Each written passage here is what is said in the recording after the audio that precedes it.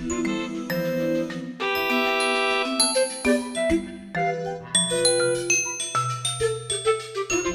here at Dean Clough today to look at the work of a very influential Yorkshire painter called Doug Binder.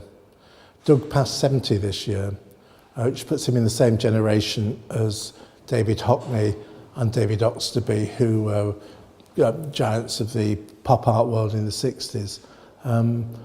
Doug was never a pop artist in quite the same sense.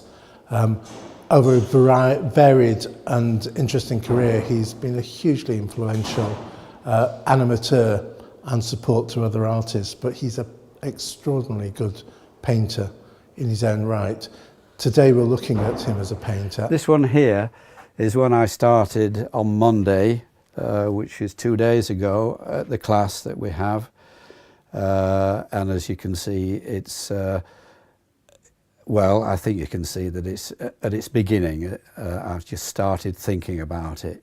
I think I've more or less got something organised that I'm reasonably satisfied with at this stage. There's a long, long way to go yet. As there is with all of these. You can see here as a different pose. What I'll do is take that pose, or as I've taken this pose, over 3 or 4 canvases. I think what is typical, has been typical over the last, say, maybe 10 years now, has been a sort of yellow-green, yellow-amber glow to some of the paintings, which some people refer to. The way they glow, the way that the figures glow.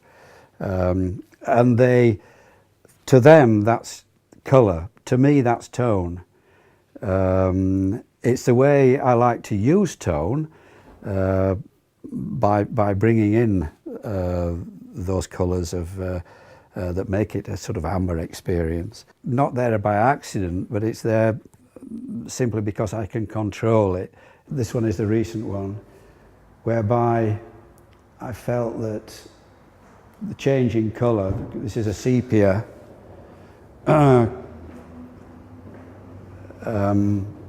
which I think gives the body a warm sort of glow, which I think can help the, if you like, appreciation of the flesh of the figure.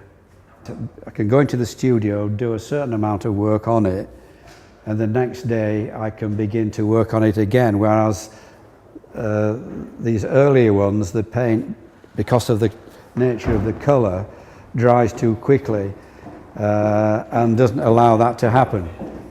So the immediate future in terms of drawing will be to use this again and see where that takes me, which is more exciting because it's more fluid. I mean, the whole thing is more fluid. It means I can change it, I can get rid of it and start all over again, if you like, as you can with a drawing on paper.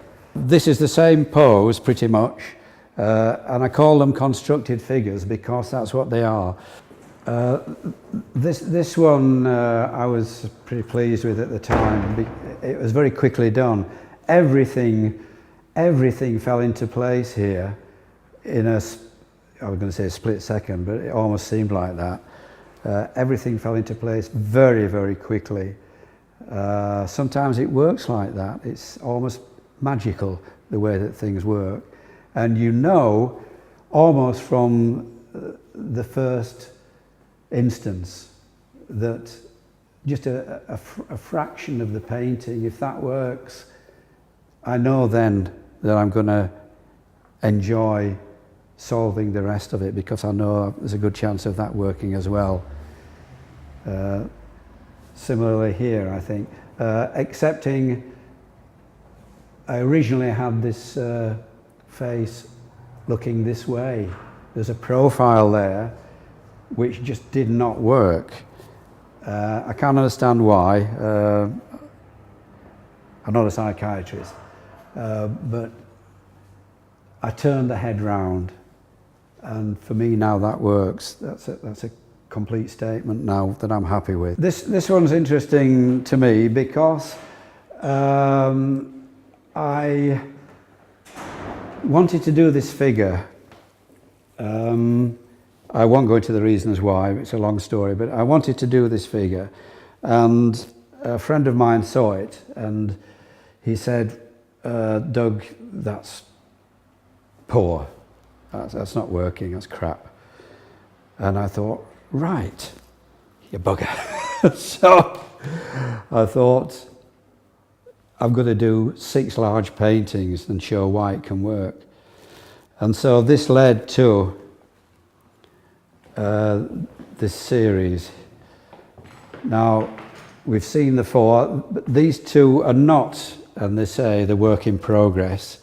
These 2 are not finished yet. The figures are nearly there.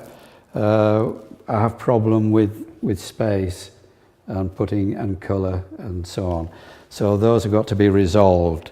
I'm reasonably okay with them because that's why they're on the wall. These again are studies that took me a day and some time just after that by making corrections and slight adjustments.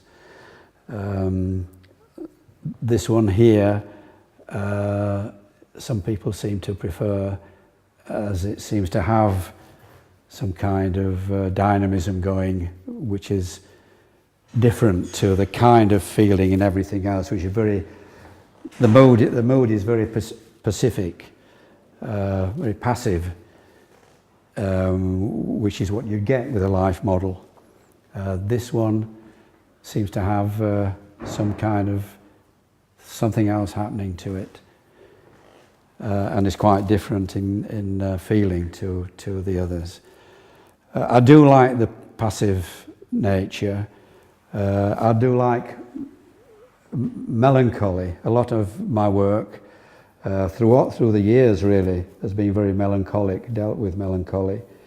Something to do with me being, I don't want to make any silly points here, but being an only child, that you tend to make your own friends. You know, you don't necessarily have friends around you all the time, and it's difficult making friends, and so you intend to invent them, and you also get quite melancholic, or I did, and that's something that I've been has been with me now for all the time, and something which I can use in painting.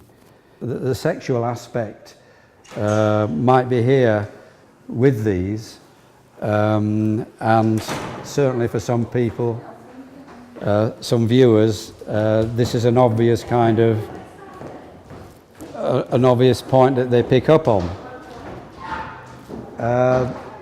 To me, there's an awkwardness with that, in that I don't mind sensuality. In fact, I quite love sensuality and the idea of sensuality. Sexuality is another number, and it's something that I'm not sure about. But then again, that's what I'm doing, I guess. As long as the sexuality isn't in any way glamorous, that's the main thing. I'd hate it to be glamorous. Any kind of glamour in painting has got to be avoided at all costs, as far as I'm concerned.